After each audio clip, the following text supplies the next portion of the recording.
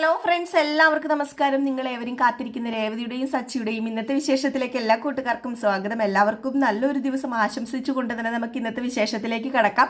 അതിനു മുമ്പായിട്ട് ആരെങ്കിലും ആദ്യമായിട്ട് നമ്മുടെ ചാനൽ കാണുന്നുണ്ടെങ്കിൽ ഒന്ന് സബ്സ്ക്രൈബ് ചെയ്ത് വെക്കണം. അതിനോടൊപ്പം തന്നെ നമുക്കൊരു ടാർജറ്റ് ഉണ്ട്, 1K ലൈക്കാണ്. അപ്പോൾ എല്ലാവരും മാക്സിമം ഒരു ലൈക്ക് അടിച്ചിട്ട് വീഡിയോ കാണാൻ വേണ്ടി ശ്രദ്ധിക്കുക. അങ്ങനെ തുടങ്ങുമ്പോൾ തന്നെ കാണിക്കുന്നത് നമ്മുടെ സച്ചിനെ രേവതിനെയാണ്. അങ്ങനെ നമ്മുടെ സച്ചി പോകുന്നതിന് മുമ്പായിട്ട് തന്നെ രേവതിയുടെ അടുത്തേക്ക് പതിയെ വരികയാണ് കേട്ടോ. അപ്പം ആദ്യം പോകാൻ വേണ്ടി തുടങ്ങിയായിരുന്നു, എന്നിട്ട് പതിയെ പതിയെ ഒരു നാണത്തോടു കൂടിയാണ് വരുന്നത്. നമ്മൾ ഓർക്കും എന്താ കാര്യം എന്ന്. ഏതായാലും രേവതിയുടെ അടുത്ത് വന്നപ്പോഴത്തേക്കും രേവതി ഇങ്ങനെ പുറകോട്ടേക്ക് പോകാൻ തുടങ്ങി കേട്ടോ. അങ്ങനെ പതിയെ പതിയെ രേവതി പുറകോട്ടേക്ക് പോയി. നമ്മുടെ സച്ചി ഇങ്ങനെ ഫ്രണ്ടിലൂടെ ഇങ്ങനെ അടുത്തേക്ക് വരികയാണ്. എന്നിട്ട് പതുക്കെ വന്നിട്ട് ചെവിയുടെ അവിടെ വന്നിട്ട് ഒരു കാര്യം ചോദിക്കാൻ വേണ്ടി തുടങ്ങാണ് കേട്ടോ. പക്ഷെ നമ്മൾ ഓർക്കും ഉമ്മ വയ്ക്കാൻ വന്നതാണ്, രേവതി ഓർത്ത് ഉമ്മ വയ്ക്കാൻ വന്നതാണ്. പക്ഷെ അതൊന്നുമല്ല. നമ്മുടെ സച്ചി ചോദിക്കുക, അതെ പോകുന്ന വഴിക്ക് ഞാൻ ഈ ഷർട്ട് ഇൻസേർട്ട് മാറ്റി പുറത്തിരട്ടെ.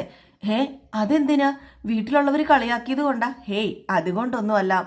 ഓട്ടമില്ലാത്തപ്പം അതെ AC അല്ലേ, വേയർക്കും. AC ഇല്ലല്ലോ, വേയർക്കും. അതുകൊണ്ടാ ഞാൻ ഷർട്ടിൻ്റെ ബട്ടൺസൊക്കെ പകുതി അഴിച്ചാൽ ചിലപ്പോൾ ഇരിക്കാറുള്ളത്. പ്ലീസ് രേവതി, ഞാൻ ഇതൊന്ന് പുറത്തിട്ടോട്ടെ. വേണ്ടെന്നേ, ഇന്നൊരു ദിവസം നിങ്ങൾ ഇങ്ങനെ ഇരുന്നാൽ മതി. ഏതായാലും ഇൻസേർട്ട് ചെയ്തതല്ലേ, ഇന്നത്തേന് മാത്രം. എങ്കിൽ പിന്നെ ശരി രേവതി എന്ന് പറഞ്ഞുകൊണ്ട് നേരെ നമ്മുടെ സച്ചി കാറിനകത്തേക്ക് പോയിട്ട് ടാറ്റ കൊടുത്തു കേട്ടോ. ടാറ്റ കൊടുത്തിട്ട് നമ്മുടെ സച്ചി അങ്ങ് പോയി. പക്ഷെ നമ്മൾ ഒരുപാട് പ്രതീക്ഷിക്കും ഇപ്പോൾ ഒരു കിസ് കൊടുക്കുമായിരിക്കുന്നു. പക്ഷെ കിസ് കൊടുക്കാനല്ലായിരുന്നു നമ്മുടെ സച്ചി ചെന്നത്.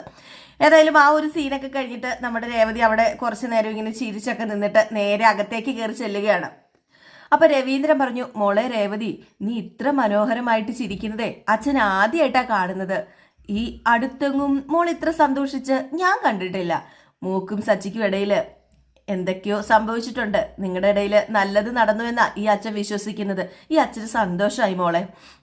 ഏതായാലും മോളൊരു കാര്യം ചെയ്യ്, അച്ഛമ്മയോടും നിന്റെ അമ്മയോടും ഒട്ടനെ തന്നെ ഈ കാര്യം വിളിച്ചു പറയണം. അവർക്കും വലിയ സന്തോഷമാകും. അത് പിന്നെ വിളിച്ചു പറയാച്ച എന്ന് പറഞ്ഞുകൊണ്ട് നമ്മുടെ രേവതി അകത്തേക്ക് ഓടി നാണത്തോടു കൂടി അങ്ങ് കയറി പോയിട്ടോ. ഏതായാലും നമ്മുടെ രവീന്ദ്രന് സന്തോഷമായി. ഇവർക്കിടയിൽ എന്തൊക്കെയോ സംഭവിച്ചിട്ടുണ്ടെന്ന് രവീന്ദ്രന് മനസ്സിലായല്ലോ. ഏതായാലും ആ ഒരു സീൻ കഴിഞ്ഞ് പിന്നെ കാണിക്കുന്ന സീന് നമ്മുടെ ശ്രുതിയുടെ അമ്മയാണ്. അപ്പൊ ശ്രുതിയുടെ അമ്മ ഇങ്ങനെ നടന്നു വരുമ്പോ പെട്ടെന്ന് തല കറങ്ങി വീഴുകയാണ് കേട്ടോ. തല കറങ്ങി ഇങ്ങ് വീണ് പോയി. അപ്പോഴത്തേക്ക് ഒരു ചേച്ചി ഓടി വന്നിട്ട്, അയ്യോ ഇതെന്താ പറ്റിയത്, ഇതെന്താ വീണ് പോയല്ലോ, എന്താ ചേച്ചി കണ്ണു തുറക്ക് എന്ന് പറഞ്ഞുകൊണ്ട് ശ്രുതിയുടെ അമ്മേനെ ഇങ്ങനെ തട്ടി വിളിച്ച് ഉണർത്തുകയാണ് കേട്ടോ. എന്ത് ചെയ്താൽ കുറെ പ്രാവശ്യം ഇങ്ങനെ വിളിച്ച് ഉണർത്തിയിട്ടും ഉണരുന്നില്ല. ലാസ്റ്റ് അവിടെ കൂടിയവരെല്ലാവരും കൂടെ, അവിടെ നിന്നവരെല്ലാവരും കൂടെ അവിടെ വന്ന് കൂടി. എന്നിട്ട് അങ്ങോട്ടും ഇങ്ങോട്ടും സംസാരമൊക്കെ ആയി. ഏതായാലും നമ്മുടെ ശ്രുതിയുടെ അമ്മ കണ്ണും തുറക്കുന്നില്ല. വല്ലാത്തൊരു അവസ്ഥയാണ്. എന്നിട്ട് കയ്യിൽ കുറച്ച് വെള്ളം ഉണ്ടായിരുന്നു ഒരു ചേച്ചിയുടെ. ആ ചേച്ചി ആ വെള്ളം മുഖത്ത് തിളപ്പിച്ച് എങ്ങനെയൊക്കെ ശ്രുതിയുടെ അമ്മേനെ എണീപ്പിക്കുകയാണ്. അങ്ങനെ എണീപ്പിച്ചിട്ട് ഒരു വിധത്തിൽ അവിടെ ഒരു സൈഡിൽ ഇരിക്കുന്ന സ്ഥലം ഉണ്ടായിരുന്നു. അവിടെ ഇരുത്തിയിട്ട് പറഞ്ഞു, ഇതെന്താ ചേച്ചി, ഇതെന്താ രാവിലെ ഒന്നും കഴിക്കാതെയാണോ പോകുന്നത്? അതെ, ഈ നെട്ടോട്ടം ഓടുന്നതിനിടയ്ക്ക് നമ്മുടെ ശരീരം നോക്കാൻ വേറെ ആരും ഇല്ലെന്ന് ചേച്ചി മറക്കരുത്. കൊച്ചുമോനോ നോക്കി ഈ പ്രായത്തിൽ ഇങ്ങനെയൊന്നും നടക്കാൻ പാടില്ല. മകളുണ്ടല്ലോ, മകളെ എത്രയും പെട്ടെന്ന് ഇങ്ങോട്ടേക്ക് വിളിച്ചു വരുത്താൻ നോക്കി ചേച്ചി എന്നൊക്കെ പറഞ്ഞു. ഏതായാലും ഇതേ സമയത്ത് അവരൊക്കെ പറഞ്ഞത് കേട്ടപ്പോൾ തന്നെ നമ്മുടെ ശ്രുതിയുടെ അമ്മയ്ക്ക് ചെറിയൊരു പേടി. ഇനിയിപ്പോൾ എന്താകും, എങ്ങനെയായി തീരുന്നൊന്നും അറിയാൻ പറ്റില്ലല്ലോ. ഈ ഒരു പ്രായത്തിൽ തളർന്നു പോയി ആ മകനും ഒറ്റയ്ക്കാകും. അതുകൊണ്ട് ശ്രുതിനെ വിളിച്ച് കാര്യം അറിയിക്കാൻ വേണ്ടി ശ്രുതിനെ നേരെ ഫോൺ വിളിക്കുകയാണ്. അപ്പോൾ ശ്രുതിനെ ഫോൺ വിളിച്ചു കഴിഞ്ഞപ്പോഴത്തേക്കും അവിടെ ആരാ ഫോൺ എടുക്കുന്നത്? ചന്ദ്രൻ നോക്കുമ്പോൾ ശ്രുതിയുടെ ഫോൺ ഇങ്ങനെ ചലക്കുന്നു. അപ്പോൾ ശ്രുതിയുടെ ഫോൺ ഇങ്ങനെ ബെല്ലടിക്കുന്ന കണ്ടപ്പോഴത്തേക്കും നമ്മുടെ ചന്ദ്ര എന്നാ പിന്നെ എടുക്കാന്ന് പറഞ്ഞ് ചന്ദ്ര എടുത്തു കഴിഞ്ഞപ്പോഴത്തേക്കും അതേ കല്യാണി എന്ന് പറഞ്ഞാണ് നമ്മുടെ ശ്രുതിയുടെ അമ്മ വിളിക്കുന്നത്. ഇത് കേട്ടതും നമ്മുടെ ചന്ദ്ര കല്യാണിയോ എന്നിങ്ങനെ ചോദിച്ചതും നമ്മുടെ ശ്രുതിയുടെ അമ്മയ്ക്ക് മനസ്സിലായി ചന്ദ്രയാണ് എടുത്തത്. അയ്യോ മോളുടെ അമ്മായിയമ്മയാന്ന് തോന്നുന്നു എടുത്തത്. അയ്യോ വേണ്ട, ഫോൺ കട്ട് ചെയ്തേക്കാം. അതെ റോങ് നമ്പർ എന്ന് പറഞ്ഞ് ഫോൺ കട്ടങ്ങ് ചെയ്തു. അപ്പോഴത്തേക്കും നമ്മുടെ ചന്ദ്ര, നല്ല പരിചയമുള്ള സ്വരമാണല്ലോ, ഇതാരായിരിക്കും വിളിക്കുന്നത്? അല്ല കല്യാണിയോ? റോങ് നമ്പർ ആണെന്നല്ലേ പറഞ്ഞത്. അല്ല, ഒരു എത്തുമിടിയും കിട്ടുന്നത് നല്ല പരിചയമുള്ള സൗണ്ട്, എവിടെയോ കേട്ട പോലെയൊക്കെ തോന്നുന്നു എന്നൊക്കെ ഇങ്ങനെ സ്വയം ഇങ്ങനെ നിന്ന് പറയുകയാണ്. ഇത് കഴിഞ്ഞ് വീണ്ടും നമ്മുടെ സച്ചിനെ കാണിക്കുക. സച്ചി ഇങ്ങനെ എന്തൊക്കെയോ ആലോചിച്ചുകൊണ്ടിരിക്കുന്നുണ്ട്. അപ്പൊ കൂട്ടുകാരൻ ചോദിച്ചു, ഇതെന്ത് പറ്റി, ഇതെന്താ ഇവന് ഇങ്ങനെ ഇരിക്കുന്നത്, എന്തോ പ്രശ്നമുണ്ടല്ലോ, ബാ നമുക്ക് പോയി ചോദിക്കാന്ന് പറഞ്ഞ് അവരെല്ലാവരും കൂടെ ചെന്നിട്ട് അതെ, നീ എന്താടാ ഇങ്ങനെ ഇരിക്കുന്നത്? അല്ല, നിനക്ക് എന്തൊക്കെയോ ചോദിക്കാനുണ്ടെന്ന് എന്നോട് പറഞ്ഞായിരുന്നല്ലോ. അത് പിന്നെ ചോദിക്കാനുണ്ടടാ, ഒരു കാര്യം ചോദിക്കാനുണ്ട്. എന്താടാ നിനക്ക് ചോദിക്കാനുള്ളത്? അതെന്താണെന്ന് വെച്ചാൽ നീ പറഞ്ഞങ്ങോട്ട് തൊലയ്ക്ക്. അത് പിന്നെ നീ വിഷയത്തിലേക്ക് വാടാ, നീ പറയാൻ നോക്കടാ. അത് പിന്നെ വിഷയം എന്താണെന്ന് വെച്ചാലേ അത് കുറച്ച് പ്രശ്നം തന്നെയാ. ദേ, അതൊന്ന് പറഞ്ഞു തൊലയ്ക്കാനല്ലേ പറഞ്ഞത്. ബാടാ നമുക്ക് പോകാടാന്ന് പറയുമ്പോ സച്ചു പറഞ്ഞു പോവല്ലേ പോവല്ലേ പോവല്ലേ. ഞാൻ പറയാം, നിക്ക്. അതെ, എങ്ങനെ ചോദിക്കണം എന്ന് എനിക്കറിയില്ല. ഇപ്പൊ മനസ്സിലായി. കാശ് കടം വേണോ അല്ലേ? അത് ചോദിക്കാനാണോ നിനക്ക് ഇത്ര മടി? പോടാ, കാശൊന്നും കടം വേണ്ട, ഉള്ള കടം എനിക്ക് പോരെ. ഇതേ വേറൊരു കുഴപ്പം പിടിച്ച വിഷയമാ. എന്താടാ ഈ കുഴപ്പം പിടിച്ച വിഷയം? അതെന്താണെന്ന് പറയാനാ പറഞ്ഞത്. അത് പിന്നെ അത് ഞാൻ എങ്ങനെയാടാ നിങ്ങളോട് ചോദിക്കുന്നത്? ഈ കല്യാണം കഴിച്ചാലേ കുട്ടികളുണ്ടാവില്ലേ? ഛേ, ഇതാണോടാ നിന്റെ സംശയം എന്ന് ചോദിച്ചു കൂട്ടുകാരന്മാരങ്ങോട്ട് ചിരിക്കാനും തുടങ്ങി. അപ്പൊ കൂട്ടുകാരൻ പറഞ്ഞു, അതെ, കുട്ടികളുണ്ടാകും. അവരെ സ്കൂളിൽ ചേർക്കണം, കോളേജിൽ ചേർക്കണം, കല്യാണം കഴിപ്പിക്കണം, അങ്ങനെ ഒരുപാട് കാര്യങ്ങൾ ചെലവുകളൊക്കെ ഉണ്ടാകും. അല്ല, ഇതിപ്പോ എന്തിനാ നീ ഇങ്ങനെ ചോദിക്കുന്നേ? അത് പിന്നെ നീ ഇപ്പൊ പറയുന്നത് കേക്ക്, നീ തോക്കി കയറി വെടി വെക്കാതെ. എന്നാ പിന്നെ നീ കാര്യം പറയടാ. എടാ, ഈ കല്യാണം കഴിച്ചാലേ കുട്ടികള് ഉണ്ടാവില്ലേ? അതെപ്പോഴാ ഈ കുട്ടി പിറക്കുന്നത്? എന്തുവാടാ സച്ചി, എന്തൊക്കെ ചോദ്യമാടാ ഈ ചോദിക്കുന്നത് എന്ന് ചോദിച്ചു വീണ്ടും ചിരിച്ചപ്പോഴത്തേക്കും, അതെ, ഞാൻ സീരിയസ് ആയിട്ട് തന്നെ ചോദിക്കുന്നത്, നിങ്ങളൊന്ന് പറയുന്നുണ്ടോ? അതെ, എടാ, നീ നിന്റെ അച്ഛനും അമ്മയ്ക്കും എപ്പോഴാടാ പിറന്നത്? അത് പിന്നെ ഞാൻ കുഞ്ഞായിരുന്നപ്പം. അല്ല, അത് പിന്നെ വയസ്സാവുമ്പോഴാണോ പിറക്കുന്നത്? എടാ, നീ എപ്പോൾ പിറന്നു അത് പറയടാ. എത്ര ടൈം എടുത്തു? അതൊക്കെ എനിക്ക് എങ്ങനെയാടാ അറിയാവുന്നത്? അതൊക്കെ എനിക്കറിയാവുന്ന കാര്യമാണോ? അല്ല, എന്നാ പിന്നെ നിൽക്ക്. അല്ല, നിന്റെ കല്യാണം കഴിഞ്ഞതിന് ശേഷം ഈ ചടങ്ങില്ലേ, ഈ ചടങ്ങ് അതെപ്പോഴാ നടന്നത്? ഏത് ചടങ്ങ്? അതല്ലടാ, ഒരു മുഹൂർത്തം ഇല്ലേ, അത്. എന്ത് മുഹൂർത്തം?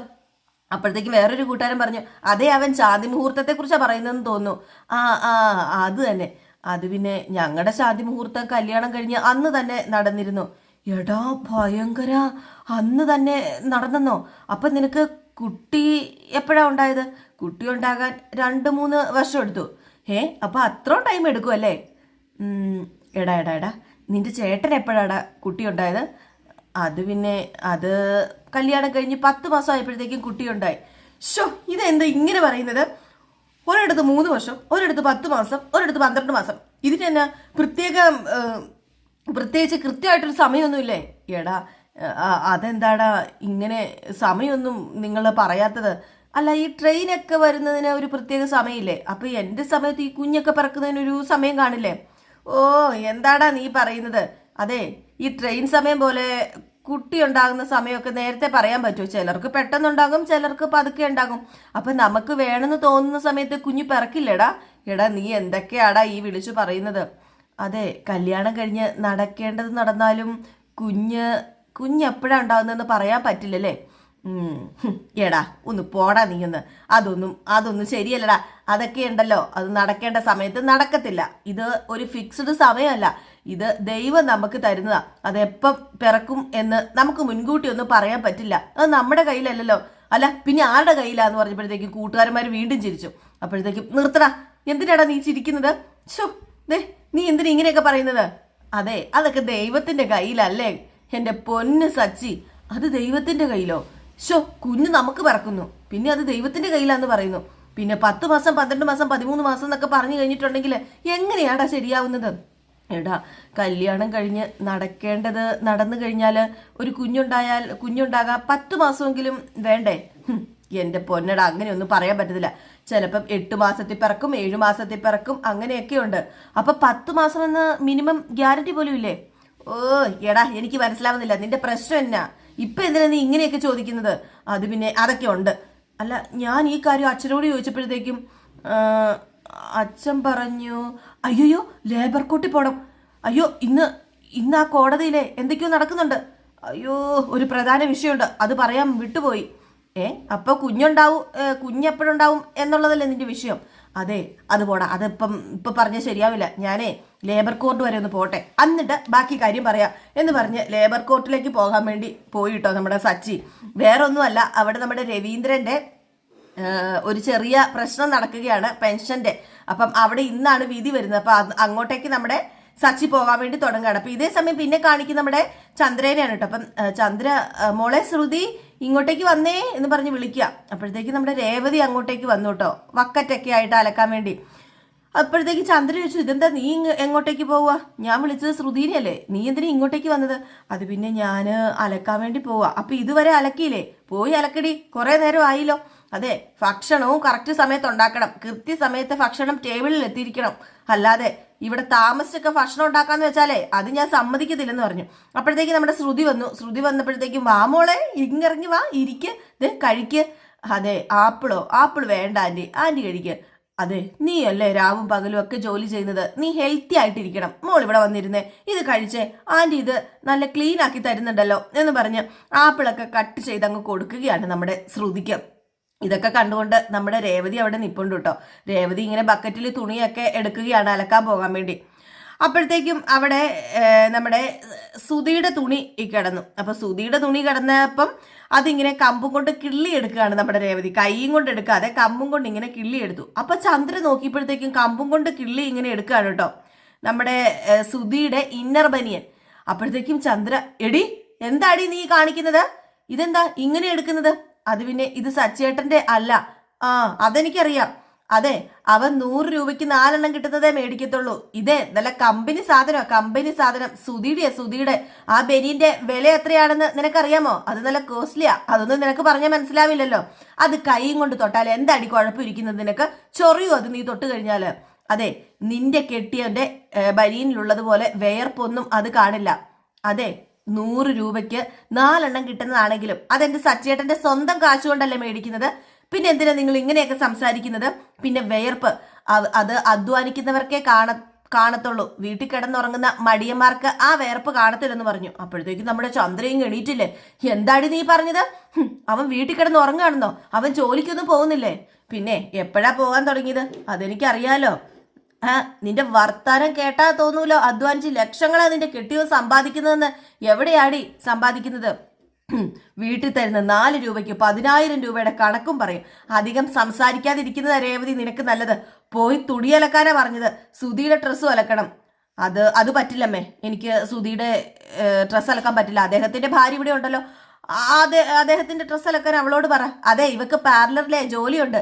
നീ വീട്ടിലിരുന്ന് തിന്നുന്നവളല്ലേ, നിനക്ക് ഇതൊക്കെ അലക്കിയാൽ എന്താ കുഴപ്പമിരിക്കുന്നത്? നീ ഇതൊക്കെ ചെയ്തേ പറ്റൂ, തടിയൊന്ന് അനങ്ങട്ടെ.